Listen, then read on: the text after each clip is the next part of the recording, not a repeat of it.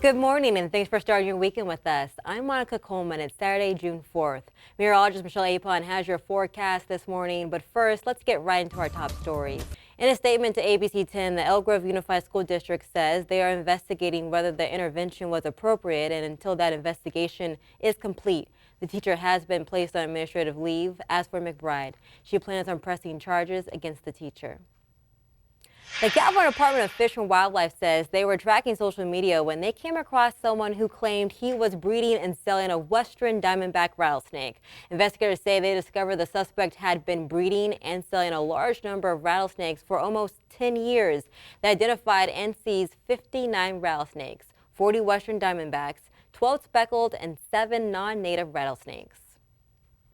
Did you know about 1 in 10 people in the United States are living with diabetes? If you or someone you know is living with the disease, there is a drug that could make a huge difference.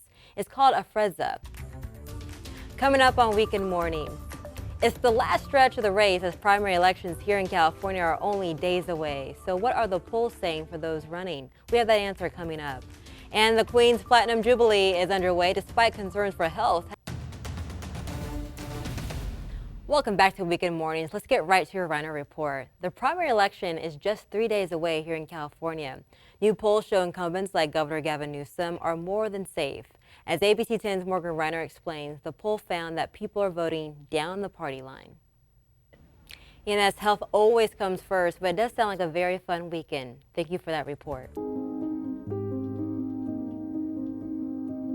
The CDC says gun violence in the U.S. increased about 35% during the COVID-19 pandemic. That's the highest level since 1994.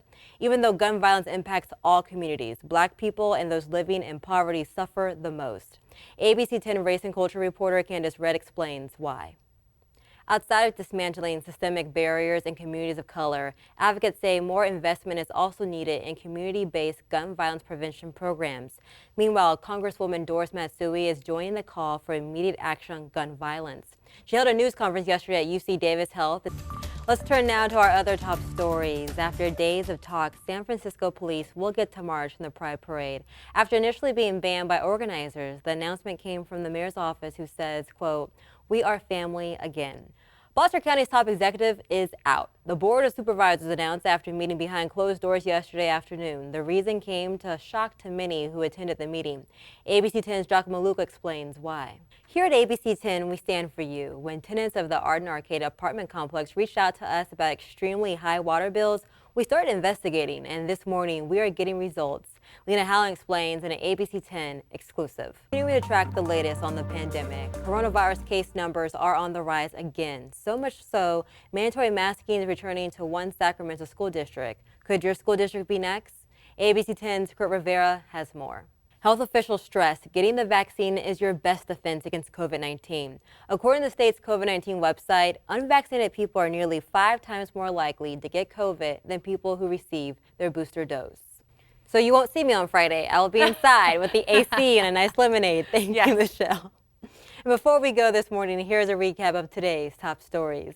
A family in Elk Grove is demanding answers after they say their son was choked by a teacher. According to the student's mother, it happened after a fight broke out between her son and another student. Elk Grove Unified is investigating the incident and has placed the teacher on administrative leave.